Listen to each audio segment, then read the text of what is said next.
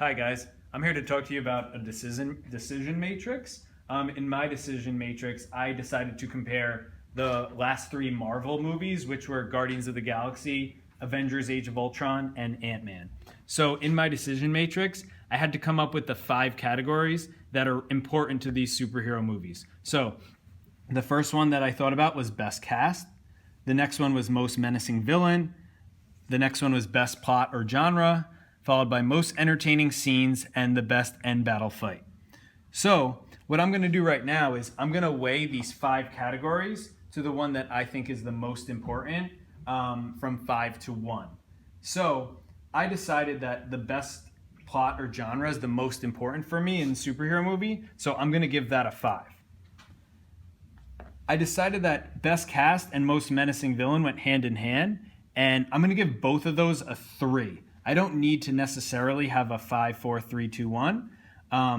And just at the end here, I'm going to give the most entertaining scene. I think it's cool to see, but that's just kind of a 1. And the best end battle fight could be pretty important, more important than one entertaining scene. I'm going to give that a 2. Now, the next thing I need to do is I need to give each movie a score based on the cast, the villain, the plot, the genre, the entertaining scene, and the end battle fight. I'm going to rank these from 1 to 5, and I'm going to fill that in here. So starting with Guardians of the Galaxy's cast, love Chris Pratt. He was awesome, as was Batista, Zoe Saldana, and Bradley Cooper, and Vin Diesel. Really like that cast. I'm going to give them a 4. Avengers, Age of Ultron. Love Robert Downey Jr. He's one of my favorites. Also, really big fan of Chris Evans, Scarlett Johansson, Chris Hemsworth, Mark Ruffalo, and Jeremy Renner. I'm going to give that a 5. And one of my favorites, Paul Rudd in Ant-Man, but I don't think he has the supporting cast that these other 2 movies do. Still really good, though, with him. I'm going to give him a 3. Now, after that, talking about the most menacing villain, Guardians of the Galaxy, Ronan the Accuser. Not that menacing. I'm going to give him a 1. He was kind of lame, and we'll talk more about him later. Avengers Age of Ultron. Ultron, there were a bunch of him.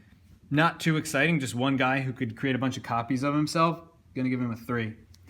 And Ant-Man just kind of falls in the trap of Ant-Man's a guy in a suit fighting another guy in a suit, a yellow jacket suit. So not the coolest. He's going to get a 3 as well. So the next thing I have to do to finish off my decision matrix is I need to multiply the weight by the score that I gave it. So in best cast, my weight is a 3, and I gave this a 4, so that's going to give me a weight of 12. For Avengers, it's going to give me a weight of 3 times 5, 15. And for Ant-Man, it's going to give me 3 times 3, or 9. Carrying on, my next weight is 3. 3 times 1 is 3. 3 times 3 is 9. Now the last thing I'm going to do, I'm going to add up the weighted scores so I could find what score I gave this movie in my decision matrix. So for Guardians of the Galaxy, I have 12 plus 3 is 15, plus 25 is 40, 45 plus 6 is 51. Age of Ultron, 15 plus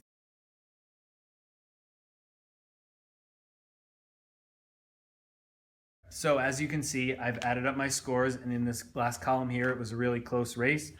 Guardians ended up with 51 points, Avengers 50, and Ant-Man 52. I feel like this is a good representation. Ant-Man ended up coming in first, and I think all in all, this is maybe the most well-rounded movie of the 3. It's the one that I enjoyed the most, so I'm not surprised to see it slightly beating out these other 2 great superhero movies.